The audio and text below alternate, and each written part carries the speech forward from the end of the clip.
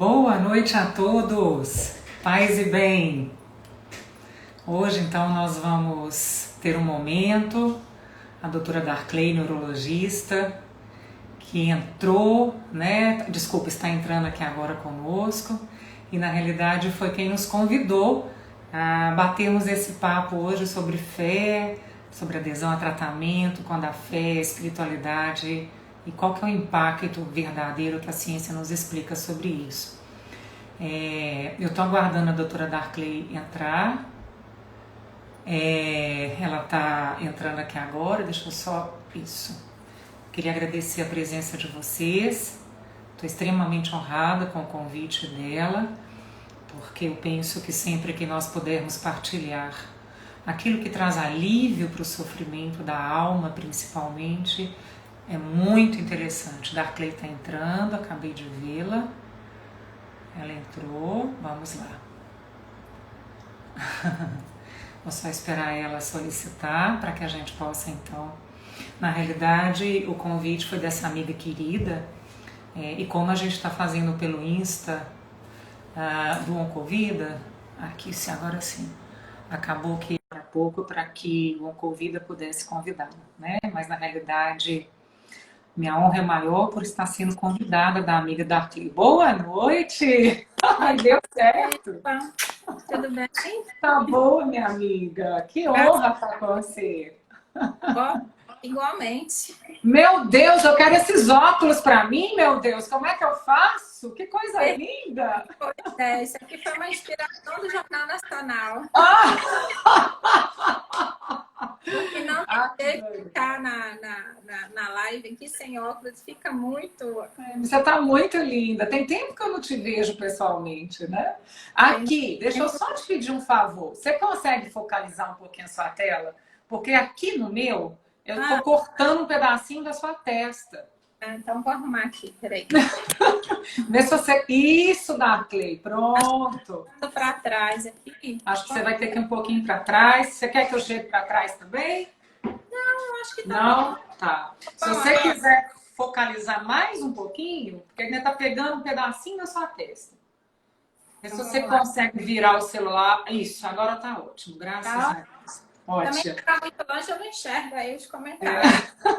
Eu tava aqui até você entrar falando que, na realidade, eu fiquei muito honrada com o seu convite, mas acho que na hora da gente divulgar que ia ser pelo Oncovida, acabou que eu te pedi a licença do Oncovida tá te chamando, porque nós anunciamos assim para as pessoas, não, as pessoas iam se atrapalhar. A gente tem essa parceria informal, a gente tem uma amizade muito bonita, que eu falo que eu admiro demais o seu trabalho, eu te admiro como pessoa, né? Ser humano. Obrigada. Como eu conversei com uma amiga uma live, tem médicos que não são especialistas assim, em determinada área, eles são ser humanólogos. Tem a alma, né? A questão toda do ser humano. Que lindo! Para mim é um exemplo, sabe? Sim. E a gente já se conhece há tanto tempo, encontra aí nos aeroportos da vida, esperando conexões. Eu falei, não, agora a gente vai ter que encontrar mesmo, nem que seja aqui, através da live. É verdade. Muito honrada com o convite, com a lembrança, e que seja um momento gostoso, né? De partilha. Certamente eu estou ávida e sedenta para aprender muito também com você, minha amiga. Graças a Deus. Eu queria que você se apresentasse, né? Porque nós estamos aqui do norte de Minas e tem muita gente aí de fora, graças a Deus, está entrando também. Me fala sobre você, a sua formação, como que é essa especialidade dos cuidados paliativos, além da oncologia, claro. Muito obrigada pela oportunidade, mais uma vez, pelo convite, minha amiga querida Darkley. Eu sou casada com o Jarbas, mãe da Rafa e do Vitor Hugo, não é verdade? Fiz oncologia clínica e ao terminar o mestrado, em 2010, eu decidi fazer cuidados paliativos. Fui para São Paulo, fiz Casa do Cuidar com a Ana Cláudia Arantes, foi onde nasceu a nossa amizade, onde eu a conheci. E em 2014, eu ganhei uma bolsa para Harvard e eu fui fazer cuidados paliativos em Harvard também. Amo a oncologia, penso que eu busco da maneira mais simples, porque a vida é muito simples, ninguém está dizendo que viver é fácil, né? Mas como diz Guimarães Rosa, viver a vida requer coragem. Mas eu gosto muito de conciliar a oncologia e sempre que possível trazer esse olhar, o olhar do respeito ao divino, ao sagrado, quando a gente pensa que a gente está diante, sabe, Darkley, de uma pessoa que nos confia o cuidado, mas que ela tem a vida ameaçada, né, por uma doença grave, uma doença tecnicamente incurável, né, do ponto de vista científico, porque milagres eu acredito que nós duas já presenciamos, né? Com certeza. Então, nós nunca podemos falar que o fim do trilho é de fato o fim do trilho. A gente não consegue perceber nem explicar o que o plano espiritual nos prepara, nos convida a viver. Então, tem uma frase que fala que enquanto há vida, há esperança, né? A gente escuta isso desde pequenininho. E essa palavra, além da fé, né, que é o que está focando aí o nosso tema. É verdade. A palavra que eu... Saúde, dinheiro no bolso, muita saúde, muita fé, não perder esperança, né? Priscila, eu queria fazer só um parênteses. É isso mesmo. Tem uma pessoa que, assim, eu considero uma irmã para mim, sabe? Foi uma irmã que o Montes Claros trouxe para mim. E as coincidências que eu não acho coincidência. Eu pedi, estava comentando com ela que queria uns arranjos de flores. Aí ela me trouxe essas begônias aqui. Ah, que lindeza! A cor. Não foi proposital. Foi deusidência, não foi coincidência, foi deusidência. Deusidência. E ela é uma pessoa que emana uma energia maravilhosa, que ela tem uma fé assim, inabalável, com todas as dificuldades, todas as atribulações, antes e durante a pandemia. Então, vai ficar aqui um agradecimento para a doutora Margarete Bastos, psicóloga. Ah, que fofa! Margarete, demais! Eu tive o privilégio de cuidar da irmã dela. Então, eu tenho carinho muito grande pela Margarete. Tem muito tempo que eu não a vejo. Esses dias eu tive com a Glorinha Mameluque e eu perguntei por Margarete. Olha que coincidência. Deve ter uma semana que eu me encontrei com a Glorinha e com a Cris, sua filha. E Glorinha me falou de Margarete. Falei, quanto tempo que eu não vejo, não é verdade? Que bom. Então, um beijo para a Margarete, que eu sei que é... Olha ela aí, ó. Oh, gracinha, fiquei emocionada. Um beijo, minha querida. Que bom saber que nós estamos muito bem acompanhadas, né, Darkley? Com certeza. Estou chorando, pronto. Você não está aparecendo no vídeo, a gente que não pode aqui. É verdade, que alegria. Mas então, Priscila, eu queria falar um pouquinho, inicialmente aqui, até para poder... A gente está começando mais focado nesse assunto. E umas frases que eu andei pegando, que eu gosto muito de ler e marcar. Fazer a orelhinha do livro, marcar coisas que eu sei que vai impactar, tá? E o que eu achei muito interessante, que as pessoas não se atentam, é que a questão da gente saber perder. Eu acho que agora, nesse momento todo que a gente está vivendo de grandes perdas, grandes sofrimentos, desde a perda de uma pessoa querida, perda de bens materiais, trabalho, distância, a gente ser podado na nossa liberdade de escolher algumas determinadas coisas que a gente é obrigado a não poder escolher, né? Pelo menos Sim. a gente tem a consciência, o respeito pelo outro, a gente tem que se podar de muita coisa. E falar sobre ganhar, né? A gente tem muita live, a gente tem curso, muito coaching. É fácil a gente falar sobre ganhos, né? Tá sempre falando sobre ganhos, o que você pode ganhar para realizar um sonho, para realizar um projeto. Você tem cursos, você tem, enfim, treinamentos, livros. Mas a coisa mais difícil é você escutar, ouvir de alguém como que é perder. Porque a gente não só ganha, a gente perde também. Então, a gente também tem que aprender a perder. E eu acho que nesse momento que a gente está passando agora, isso é muito atual, né? Nesse contexto atual, eu acredito que a fé, conforme a gente vai conversar, ela vai proporcionar que a gente passe por essas experiências de sofrimento de uma forma menos sofrida, né? O direito de sofrer, o direito de ficar triste, de ter o luto, é óbvio que a gente tem que ter. Mas eu acredito muito, isso com certeza você vê todos os dias no seu trabalho e na sua missão, é saber perder e como que a gente pode ajudar aquele paciente que ele saber perder, mas ao mesmo tempo não perder a fé de ganhar talvez a cura, o milagre da cura, que a medicina já não teria mais nenhuma opção, ou entender esse processo do morrer, né? E como que a gente vai lidar com isso? Como que a fé, você acha que vai entrar nessa história Entendi. toda? E, na verdade, você cuida de muitas pessoas que vão morrer logo, né? Que vão ter a vida interrompida de uma forma... quantos pacientes em idades de filhos pequenos, produzindo, né? Na fase altamente produtiva da vida, e de repente tem aquela interrupção.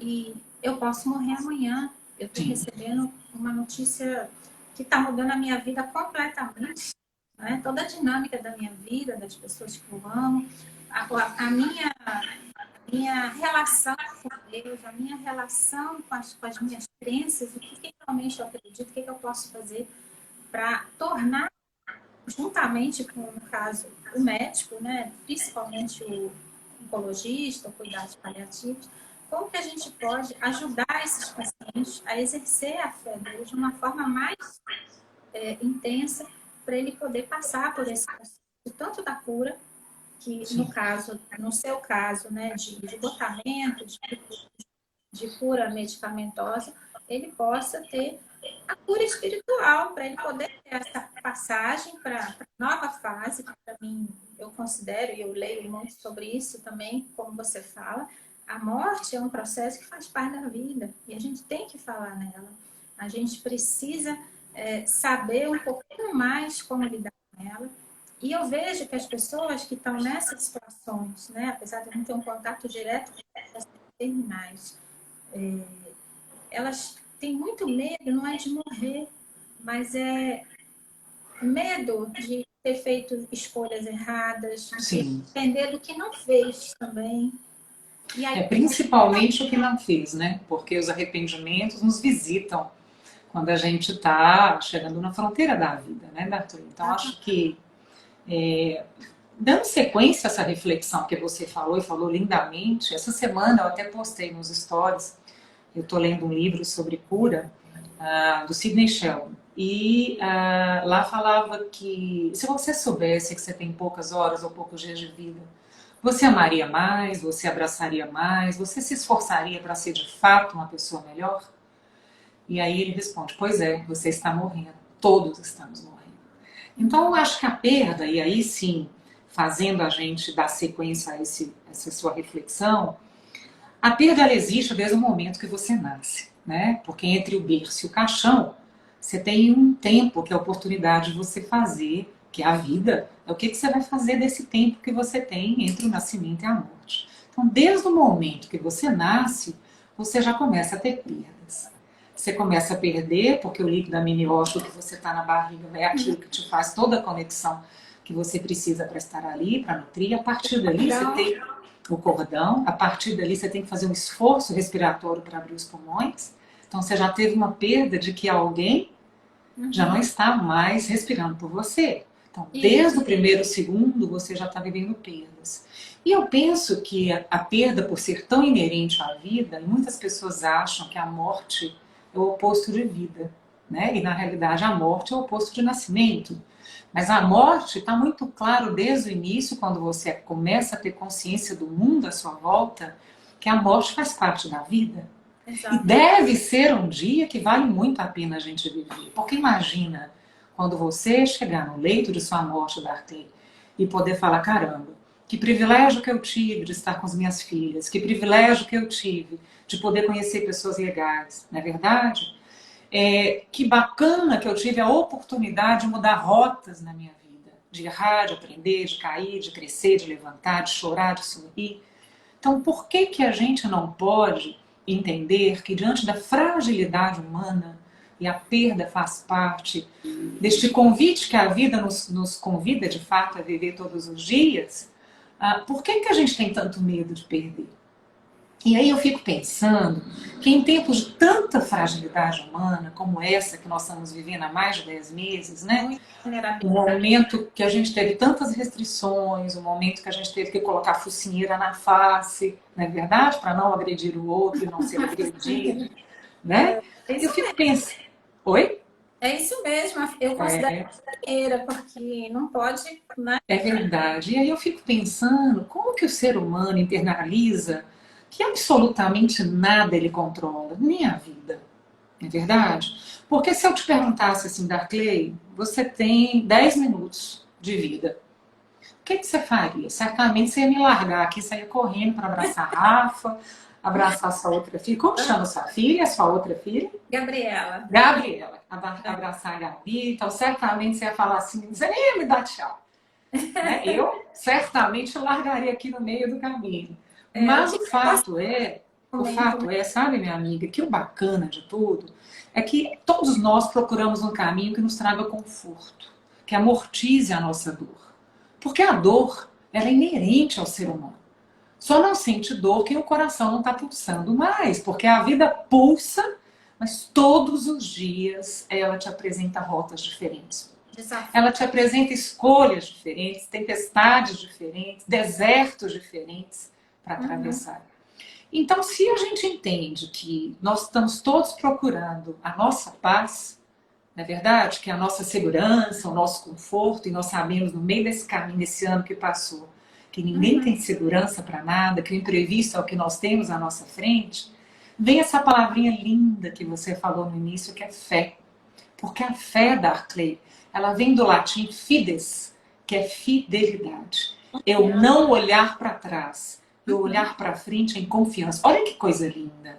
Eu confio, não olho para trás, porque eu sei que naquilo que eu confio, não necessariamente precisa ser algo religioso, mas aquilo que eu confio que traz sentido para a minha existência, que traz propósito, que traz vida, que faz a vida pulsar em mim, aquilo sim faz valer a pena. E me move para frente, entende? Eu até peguei aqui um trechinho da Bíblia, que eu fiquei com medo de errar na hora de falar, no livro de Hebreus, né, que fala, tem um conceito de fé simples assim, mas que eu acho que explica muita coisa em termos da gente entender sobre fé. Que a fé é a convicção em fatos que você não vê, entendeu? Que ela era até então considerada o outro lado da moeda na ciência, né? Que a ciência você tem que documentar, você tem que fazer observações, você tem que ver, como dizia São Tomé, antes de ser o São Tomé, ver para crer. É verdade. Então, e muita coisa não adianta, que a gente não explica pela ciência, muitas curas, muitos milagres. E a gente vê aquele paciente que realmente ele tem a fé dele já cultivada, já desenvolvida ao longo da vida, por N situações, né, que ele passou, que não vai ser só naquele momento, que ele vai procurar a Deus, que ele vai colocar a fé dele à prova. Então, eu acho que é isso, você ter essa convicção de que você pode mudar as coisas, não é ser aquele falso otimista, porque eu vejo muita gente também pessimista, que eu acho que é mais comum até do que otimista, porque você ser pessimista é fácil. Deu errado, eu avisei, é aquilo que não ia funcionar. E quando você tem fé, a fé mistura com otimismo, porque você tem a convicção que vai acontecer, que vai dar certo. Não é nenhuma utopia, é a sua crença. E você sabe por que as pessoas que têm fé são mais otimistas? Porque de maneira essencial, natural, genuína, as pessoas que são fiéis à sua existência, ao sentido de vida, elas cultivam diariamente a esperança. E é por isso que nós precisamos cultivar a fé. Porque a fé me remete à esperança. Olha que bonito. Isso é o meio, porque entre o caminho, a fé ela é a metade do caminho entre a espera e a esperança. Uhum. Porque quando eu olho para esse tempo linear, que é o tempo cronológico que nós temos, eu olho para Darkley e falo, Darkley, o que é que nós vamos fazer no carnaval? O que é que nós vamos fazer na Semana Santa? O que é que nós vamos fazer no seu aniversário? O que é que nós vamos fazer esse ano no congresso da Associação Presente? Nós vamos fazer virtual, vamos fazer presencial, vamos fazer híbrido? Então, nós estamos trabalhando o tempo linear. Mas quando nós trabalhamos o tempo profundidade, nada mais tem importância. Isso é a mesma coisa com a perda. Porque muitas pessoas falam assim, eu estou com uma doença avançada que ameaça a minha vida e eu ouvi falar que não tem mais jeito, que não tem mais o que ser feito. Será? Tem tanta coisa a ser feito por nós mesmos, peregrinando para dentro de nós mesmos. E tem tanta coisa que ao conhecermos a pessoa que nós somos, nós podemos sim transformar a vida do outro, porque o ser humano, a vocação dele, minha amiga, nós não podemos nos enganar. A nossa vocação é para nós vivermos em bando. Não, Entende? é a Nós rede nascemos de para amor. viver em bando. Oi? Eu falo que é a rede de amor, não é nem Exato. E olha que interessante. O mais bacana é assim. Quando nós começamos março do ano passado, num clima de absoluta guerra, diferente da Primeira e Segunda Guerra Mundial que nós tivemos, foi isso aqui, ó, a conexão digital, que ninguém tinha isso no passado. Então, se nós conseguimos usar um instrumento desse, essa tecnologia a nosso favor, para fazermos partilhas, né, para podermos então acalmarmos o coração do outro e termos o nosso acalmado, isso é exercitar a fé. Então, a esperança, para mim, talvez seja o fruto que nós cultivamos mais bonito da fé, dessa fidelidade à nossa essência. E quando a gente fala de números, e você falou de uma maneira muito interessante sobre ciência e fé, eles não brigam, nós não precisamos falar assim, olha, eu sou estricta ciência. Na realidade, é a mesma coisa de você falar assim, de uma maneira muito lúdica, quando você imagina e desenha as asas de um anjinho, para o anjinho voar, ele precisa das duas, de um lado da direita e da esquerda. Então é como se você tivesse a ciência na asa esquerda e a fé na asa direita. E os dois é que vão fazer então você voar. Porque um, ele está irmanado, um, ele está atrelado ao outro, ele precisa do outro para que você voe. E por que que a ciência precisa da fé, Darkley? E por que que a fé precisa da ciência? Para que então o nosso entendimento, a nossa abertura de consciência seja sem o viés do meu julgamento, daquilo que eu acho que é certo para o mundo. São os nossos valores, é a fé que vai trazer isso. Não é o que foi descoberto na ciência, que é nem a história da vacina, né? Que é o assunto do momento. Você acredita na vacina? Você vai vacinar? Que nem sempre me perguntam, né? Principalmente os pacientes. Eu falo, olha, eu não conheço do ponto de vista científico profundamente como que vai ser essa vacina. Quem está ouvindo sobre estatísticas de cura, como que vai ser em pacientes moderados a graves, parece que vai ter um resultado muito melhor também. Mas eu estou falando como ser humano, não como um relato pessoal. Eu acredito porque eu tenho a fé que vai. Não não vai dar certo porque eu estou otimista, não. Eu preciso ter essa convicção e isso está incutido assim, né, em cada um. Você julga que realmente vai dar certo. E a ciência não explica isso. Sim. Não explica. Não explica que você tem pacientes com doenças graves, você tem pacientes, até no caso agora com Covid, que quando estão com a consciência, né, estão internados, mas têm consciência do que está acontecendo. Como que essa rede de fé, de oração, que eu falo também a questão de que a gente não pode ter a fé sozinha, a gente tem que se identificar com um grupo religioso, no caso, não estou falando da religião, mas pessoas que pensem de uma forma muito semelhante a você, que tem a fé como essa ponte para a esperança, como você está falando. E a gente precisa um do outro para isso, a rede. Né? E do ponto de vista científico, minha amiga querida, é impactante. Olha, para você ter ideia, não sei se você tem acesso aos dados, mas nós temos o trabalho do Instituto Dante Pazzanese. Não sei se você já ouviu falar no Dante Pazzanese. Eles têm quase 250 artigos da Arclay de todo o mundo, onde eles concluíram a prática regular da religiosidade. Até aqui, eles não testaram espiritualidade, né? Porque é bom que as pessoas lembrem que existe uma diferença, né? A religião é a maneira de crer, A espiritualidade é a maneira de ser. É completamente. Nós todos nascemos seres espiritualizados. Nós todos nascemos com o divino em nós. Agora, a crença, a religião é a antessala. Eu me preparo para o encontro principal, que é na sala principal. Então, nós não estamos aqui falando de religião. Não me interessa se você é evangélica, espírita, católica, se você crê, se você não crê. O que me interessa é o que você faz com a sua espiritualidade nos momentos de deserto da sua vida. E o Instituto Dante Pazzanese, com esses quase 250 artigos, sabe o que eles mostraram, amiga? E são artigos do mundo inteiro que eles fizeram essa coletânea. Que a prática de atividade religiosa, e aí eu estou falando só de religiosidade, reduziu em mais de 30% o risco de morte de pessoas que estavam diante de algum tipo de adoecimento. Então, o professor, o Dr. Roque Savioli, não sei se você já ouviu falar dele, esposo da Gisela Savioli, que é uma super nutricionista, teve com a gente aqui no Congresso Montes Claros, os dois vieram, né? E a Gisela também, ela é muito querida, ela ama a Associação Presente.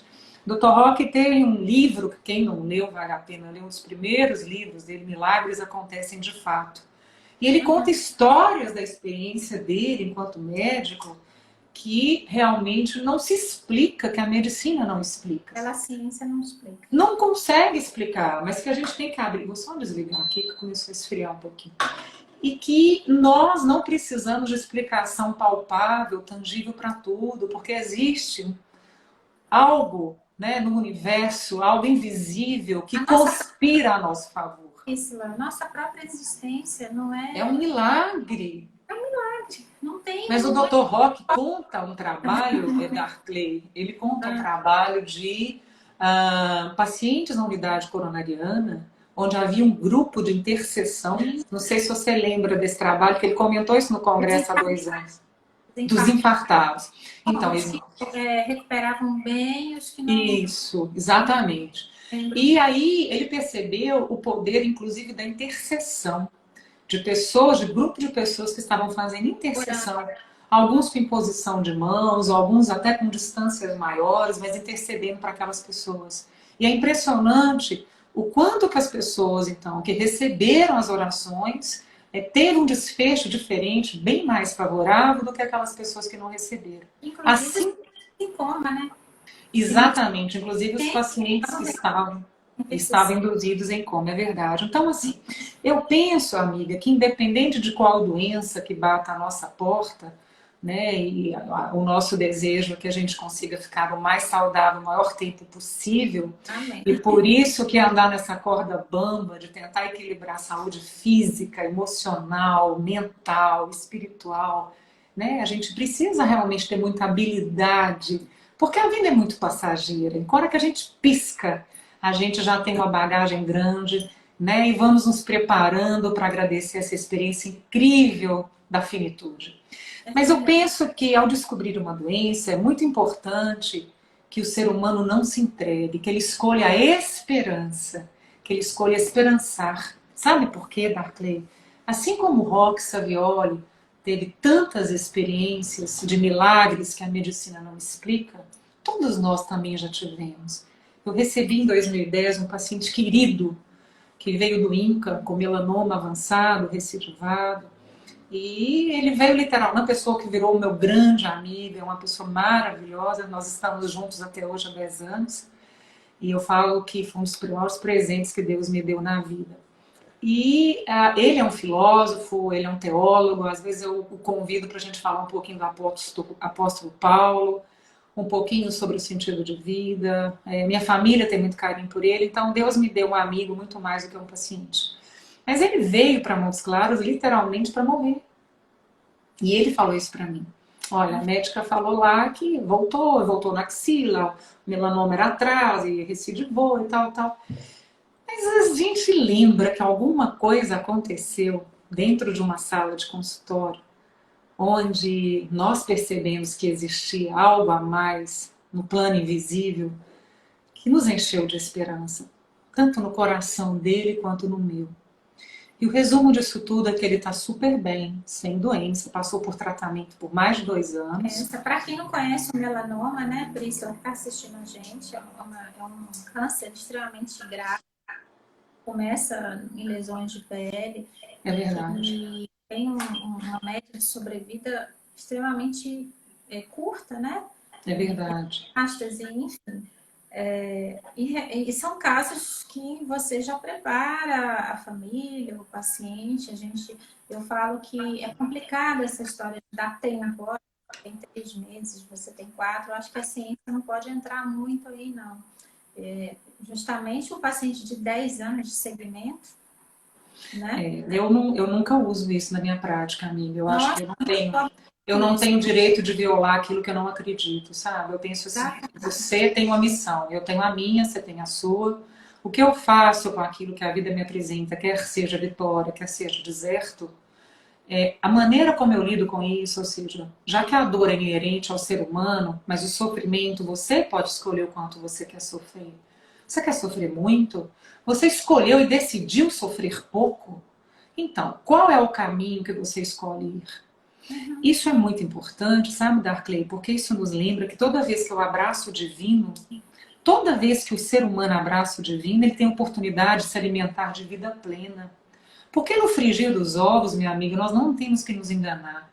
Todos nós vivemos, acordamos, agradecemos, lutamos, pagamos as nossas contas de maneira honesta no final do mês, mas no fundo, o que nos mantém vivos são nossos laços de amor.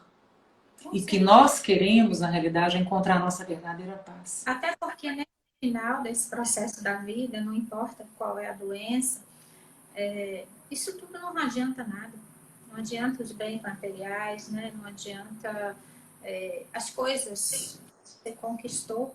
Se você não cria esses laços de amor, arriscado é você passar esse processo final completamente abandonado, perdido, sem saber como lidar com aquilo. Aí o sofrimento, o desespero, entra o desespero, e a pessoa que não tem fé, né?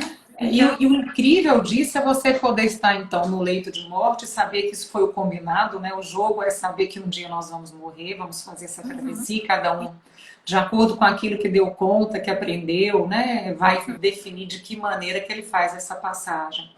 Eu gosto muito... Oi? Desculpa, pode falar.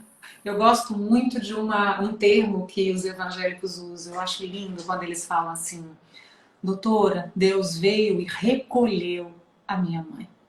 Olha que coisa linda, recolheu, é assim que eles usam. E eu sou muito grata a aprender isso, porque recolher é acolher de novo, é trazer para junto do peito. Então, quando eu penso assim, alguém está falando que Deus recolheu a minha mãe, eu acho que talvez nós não conheçamos nunca na face da terra na humanidade um sinônimo maior de amor real que se pareça ao amor do sagrado, ao amor do divino, que é o amor de uma mãe, não é verdade?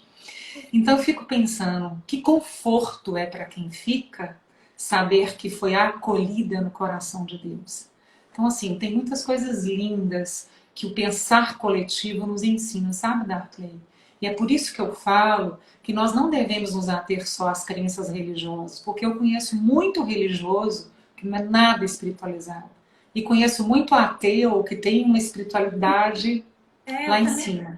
Então, a gente tem que ter muito cuidado, sabe, amiga, com julgamentos, com rótulos, porque... Como você passa isso para o seu paciente, que eu também trabalho com doenças graves, né?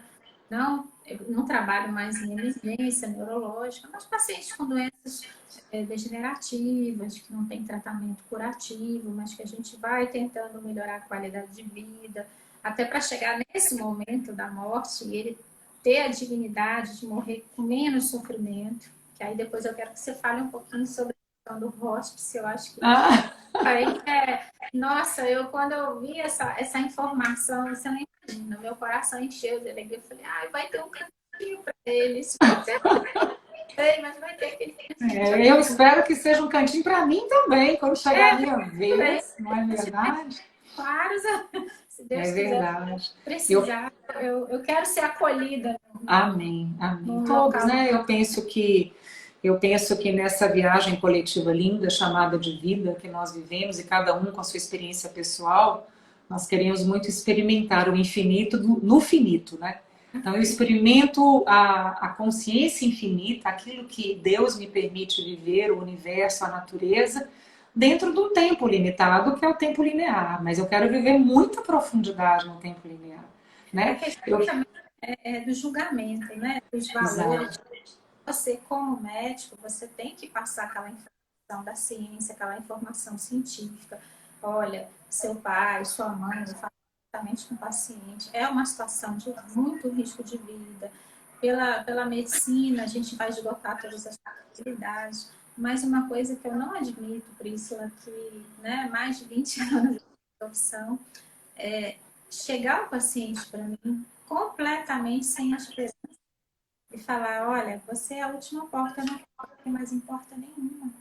Eu sei que aqui eu não vou encontrar, eu falo, aqui você não vai encontrar uma forma milagrosa, eu não faço milagres, faz milagres é Deus. A gente, muitas vezes, né, a nossa percepção, a nossa maneira de conduzir um tratamento, a gente sabe que não somos instrumentos de Deus e que é Ele que nos ajuda a conduzir. É uma missão, né, que a gente recebeu também. Mas chegar para uma pessoa dessa e falar, não tenho mais o que fazer, você tem que conviver, você vai ter que morrer dessa forma, é horrível. É que nem a história do pronto-socorro lá do hospital. Quantos prontuários eu tive vontade de rasgar o receituário do colega? Você vai tomar morfina em caso de dor. A pessoa está com dor 24 horas, ela está E a dor é urgência. é urgência, não caso de dor. Então, assim, sabe? Ah, tá sentindo dor, vai lá e vai medicar. Não, no hospice eu sei que esse paciente vai receber a dose teto da morfina, que a gente chama dose teto, porque não tem uma dose pré-definida como máxima, né, gente? Então, estou falando da morfina porque é um medicamento mais conhecido das pessoas em relação a um analgésico muito potente, que a gente utiliza aí na oncologia. Mas é o comportamento, e você, como médico, ali na relação médico-paciente, você tem um impacto muito grande no que você fala. É Então, verdade. não é minimizar o problema, não é dar falsas expectativas. Esperanças não, eu falo falsas expectativas. Não, vamos resolver, né?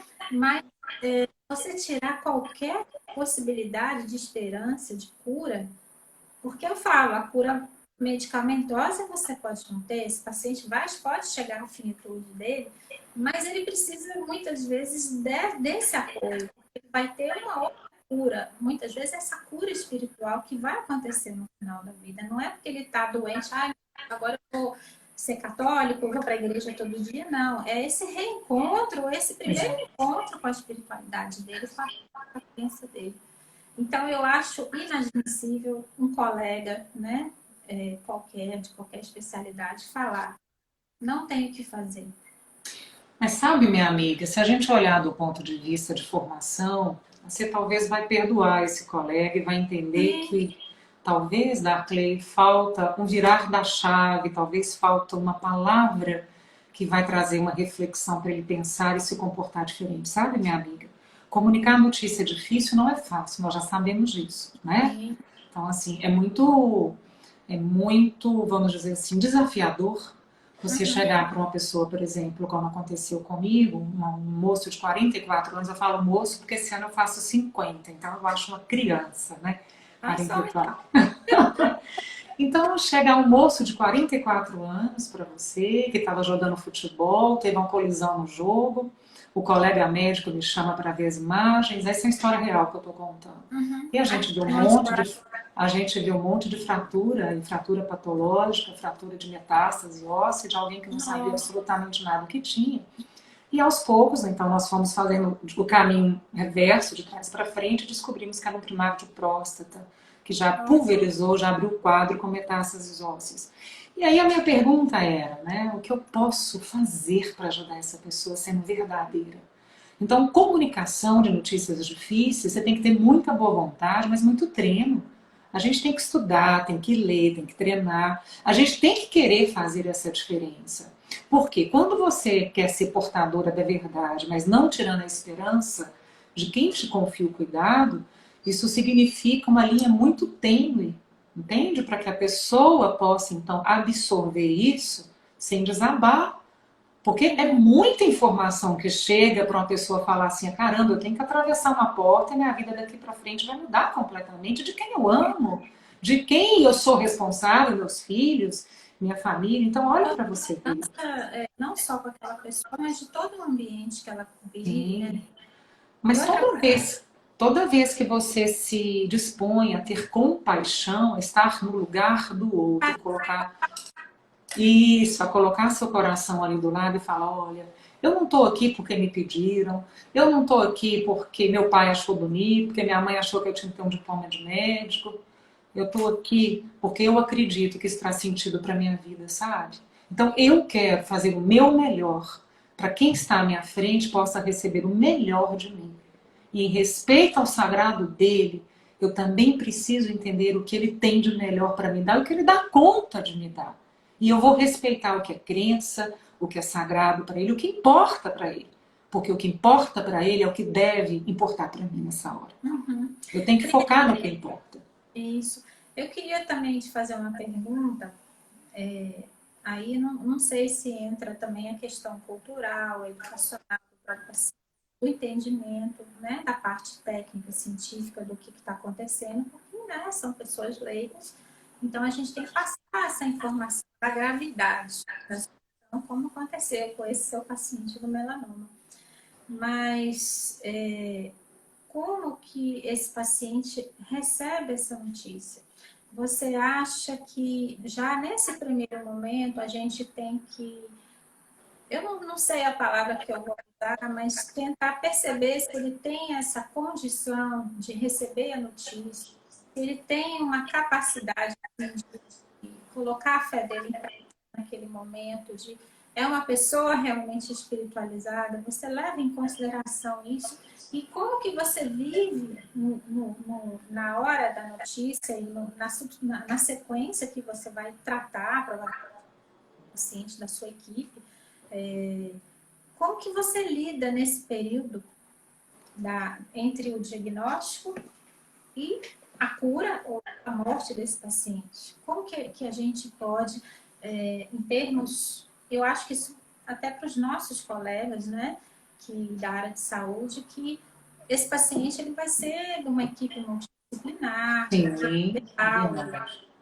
no caso das fraturas, né, tem o ortopedista, tem a fisioterapia, a psicologia, tem a oncologia, e dentre outras especialidades aí, e essa equipe multiprofissional ela tem que estar muito bem Alinhada. em harmonia aí nesse processo aí do paciente também.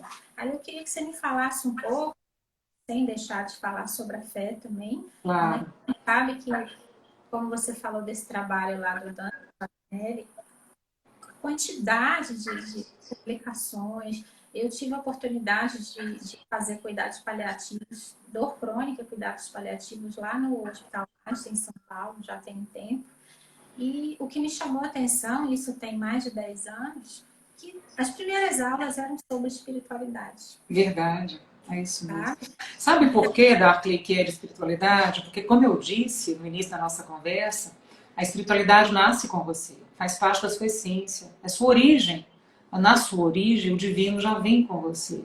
Então, quando a gente não briga com essa parte que a gente não enxerga dentro da gente, mas quando a gente, ao contrário, irmana e entende que isso faz parte da nossa essência, fica mais fácil de você entender, de você respeitar o do outro, de você ter um olhar empático para aquilo que traz o sofrimento e a dor para o outro, de você lembrar o segundo mandamento de Cristo Jesus, que é fazer para o outro aquilo que você gostaria que fizesse por você. Então, quando você falou da morfina, espera a pessoa ter dor para tomar medicamento. Gente, sofrimento é urgência. Eu tenho que fazer o contrário, eu preciso antecipar para que a pessoa não sofra, entende? Então, assim, receita de... Oi?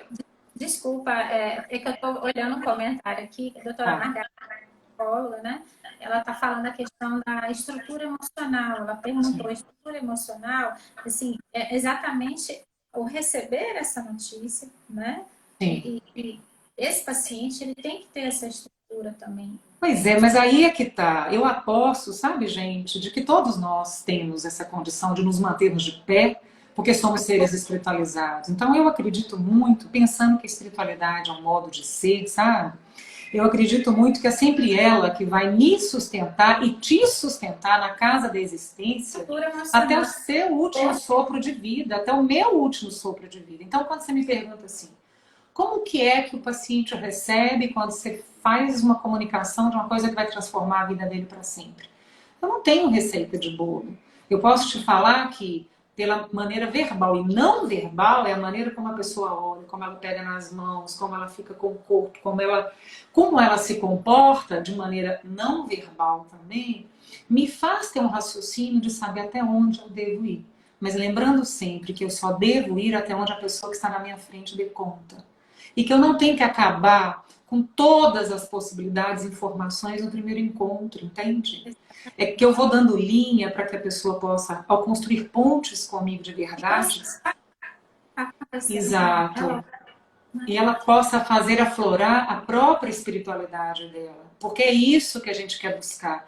Independente de qual é a crença que ela tem ou que ela não tem a crença, eu preciso lembrá-la que ela é um ser espiritual. Então a fé é lembrar que eu preciso trazer à tona a luz, a fidelidade que ela tem ao sentido de vida dela. E por isso que a esperança, ela é o primeiro fruto da nossa fé. A gente não perde a esperança na vida. A gente não perde. Por quê? A última palavra não é da doença. A última palavra não é da angústia, do medo que paralisa, do desespero. Na minha opinião, e aí eu vou ser bastante Príscila e menos médica, pelas experiências pessoais que eu tive na vida, o acidente grave que eu tive aos 30 anos, né, a experiência com meu pai, várias experiências que eu tive com pessoas que me confiaram com cuidado, aí a Príscila vai falar. Na realidade, a última palavra não é da doença, a última palavra é de Deus. Porque é Deus que nos deu a vida. E se nós vamos ser um dia recolhidos por Ele, que a gente possa então ser acolhido no coração de Deus com a missão cumprida, de que fizemos o melhor que nós demos conta, para fazermos com que a nossa humanidade, a nossa volta, junto conosco, evoluísse pela nossa existência.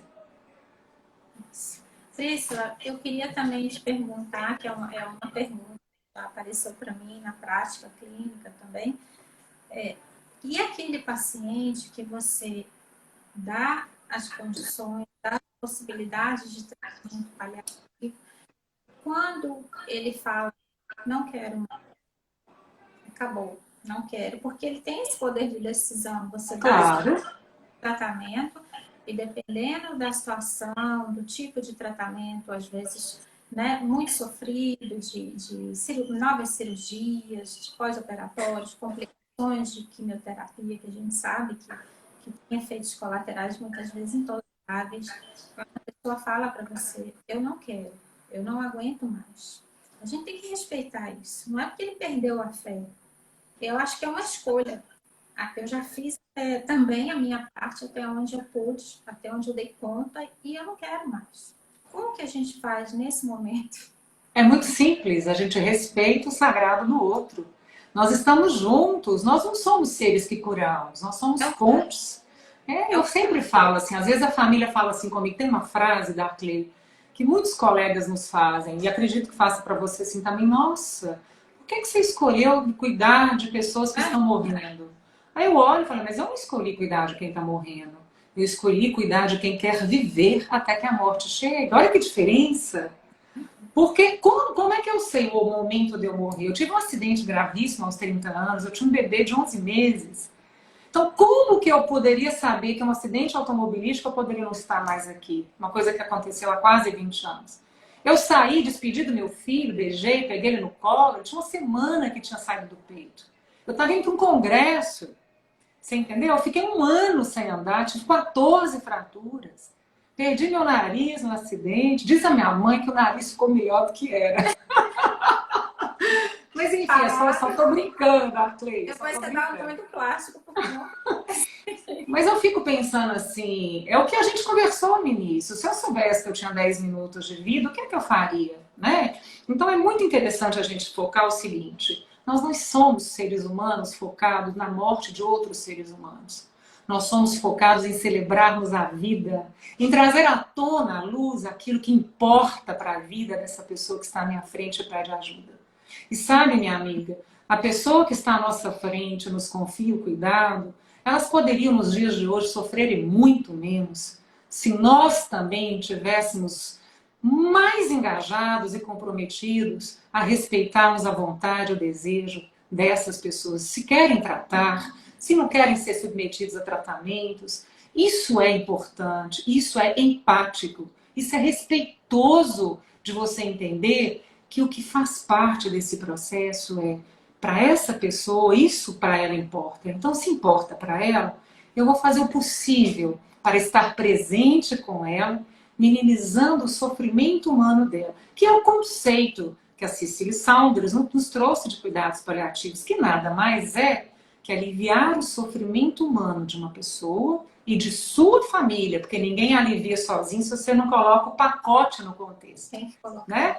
Porque ali é o amor daquela família, é a história que começa com esse amor. E a questão que eu penso muito, Priscila, quando eu vejo a questão do hospice, né, desse acolhimento, não só da parte médica, que a gente está ali também, né, para fazer o tratamento desses sintomas que fazem sofrer, principalmente a dor física, mas essa questão da dignidade. Eu acho que todo ser humano tinha que ter uma morte digna. Não tenho dúvida. Eu falo antes, né? Não é? Eu falo do ritual, de como que funciona em cada religião, de homenagem, porque na religião católica tem o velório, tem a missa. Isso são convenções, né? Eu falo que a gente nasce sozinho e vai morrer sozinho. Sim. Sem dúvida. Mas quem vai estar ali com a gente? Como que a gente vai, né, terminar essa fase aqui e entrar na fase do desconhecido, que a fé vai levar a gente a encarar isso de uma forma com ou sem medo, né? Que se você tem fé, você é convicto daquilo, você não vai ter medo. Quem que vai trazer isso pra gente? Principalmente Deus, você dentro da sua fé. É você ter essa rede de amor, não importa se é amigo, se é parente, se é equipe médica, que muitas vezes são pacientes que não estão com a família presente, ou não tem uma dinâmica familiar que deu tempo de se reestruturar para poder ajudar a pessoa, né? E então eu penso muito na questão da dignidade. Mas sabe, Darkley, a dignidade, ela perpassa pelo quanto de sentido que você tem na vida ao abarcar os outros para você, sabe? Ao você compreender que a diferença, as pessoas são diferentes, os seres humanos são diferentes. Papa Francisco, que é uma pessoa que eu admiro muito, ele fala que não existe uma casa, não existe um lar debaixo do céu que não esteja enfrentando uma batalha. Quer seja por um adoecimento físico, quer seja por alguma outra questões emocionais, vícios, perdas financeiras, né? Conquistas afetivas que foram rompidas, na verdade, decepções, isso faz parte da vida, isso faz parte da nossa caminhada diária, chamada vida. Contínua, né? Senão acho que a gente É verdade. Mas o que eu penso que talvez seja assim muito interessante é que quando eu olho para a história de Gandhi, de Madre Teresa de Calcutá, né, que são pessoas que trouxeram tanta inspiração para nós, que me vieram os dois aqui à mente agora, eu fico pensando que no anonimato, sabe, minha amiga, quantas pessoas fizeram diferença na minha vida e na sua, através de uma palavra, de uma presença, de um comportamento, de um gesto. Nossa, pacientes, né? Não tem dúvida, porque cuidar, olha, ser gente que cuida de gente significa ter o privilégio de viver uma via de mão dupla o tempo inteiro. Você nunca só ensina, você nunca só aprende. Você está sempre nessa constância. E quando você falou de que nós morremos sozinhos, nascemos sozinhos e morremos sozinhos, por mais que essa experiência seja individual e assim se definiu o que seria, é exatamente na partilha do coletivo, e é o coletivo que me faz ser transformada, evoluir e crescer nessa vida tão rápida, é que nos faz então pensar que quando eu estiver no meu leito de morte, eu queria muito ter o Jarbas, a Rafa, o Vi, Quiçá se nessa época eu não vou ter netos, né? Nora, genro, Com não certeza. sei. Mas o que eu gostaria muito é que ele soubesse o quanto eu fui privilegiada por Deus ter colocado eles no meu caminho. Porque eles fizeram com que eu acordasse todos os dias, pela manhã, com a vontade enorme de conquistar a vida. Então eu penso que a palavra que ficaria hoje para a nossa conversa é que todos nós deveríamos lembrar o poder que temos de cultivar a esperança, que ela é filha da fé. Então que nós nunca esqueçamos que nós somos seres espirituais e seres que esperançam, que têm esperança, que são pontes de esperança, que bebem esperança, que distribuem esperança. Eu creio nisso. Eu também. E nada assim, mais atual do que o contexto que a gente está vivendo, né, Priscila? De tanta carga de sofrimento, perdas muito rápidas. E é esse momento que a gente tem que alimentar essa fé e aumentar, nem que seja de forma virtual, que eu estou vendo aqui quanta gente que está emocionada, está tocada.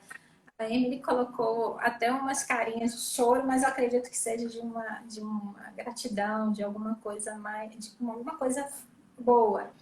E quantas vidas a gente está conseguindo alcançar hoje e distribuir essa rede de amor.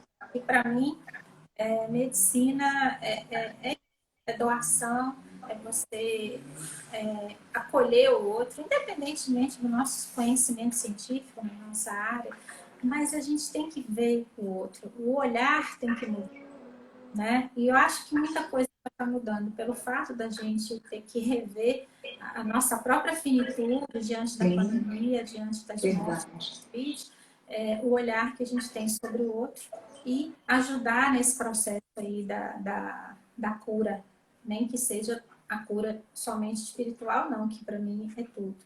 A gente está acabando o tempo, por incrível que pareça. Eu queria que você resumisse para a gente, assim, em 2 minutos. Tem que ser 2 minutos. O que você quer que eu resuma? Porque você sabe que o Instagram não tem piedade, né? Ele corta a gente assim, sem educação nenhuma.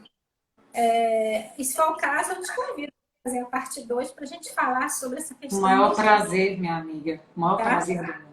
Obrigada. Fala um pouquinho do hospice para a gente. Então tá, vamos ver se eu consigo fazer agora em 1 minuto, né? Que eu tô vendo que nós temos mais 1 minuto. O hospice, na realidade, Darkley, é um fruto no meu coração que nasceu pequenininho e foi se agigantando, de ver exatamente saber que o Brasil está ainda entre os 3 piores países do mundo para se morrer, perdendo para a Uganda e para a Índia, ou seja, a gente ainda morre com muito sofrimento. E aqui é apenas o espelho daquilo que a gente vive no território nacional. E eu tinha muito desejo de minimizar o sofrimento das pessoas exatamente no momento da fronteira da vida, porque eu recebia muita gente já quase que moribunda morrendo na associação presente. E aí então veio o sonho de construir o hospice, né?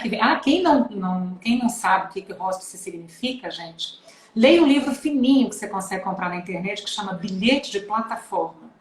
É ali que você vai entender o conceito de hospice da maneira mais linda e mais simples possível.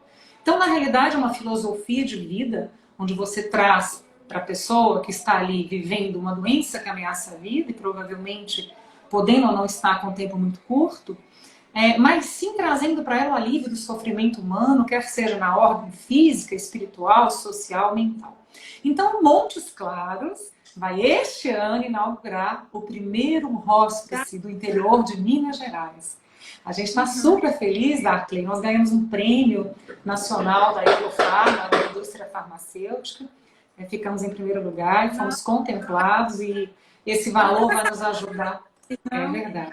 Esse valor vai nos ajudar muito a gente conseguir adiantar bastante o término da segunda etapa da obra, que é de acabamento. Então a ideia é que o hospice da Presente possa acolher de maneira gratuita, oferecendo o melhor tratamento, a melhor dignidade possível, para que as pessoas possam ter a sua autonomia respeitada, ter as pessoas que fazem sentido na vida delas ao lado, para que elas possam, sim, ao morrerem profundamente agradecidas, porque alguém pegou na sua mão, olhou no seu olho e respeitou a sua vontade.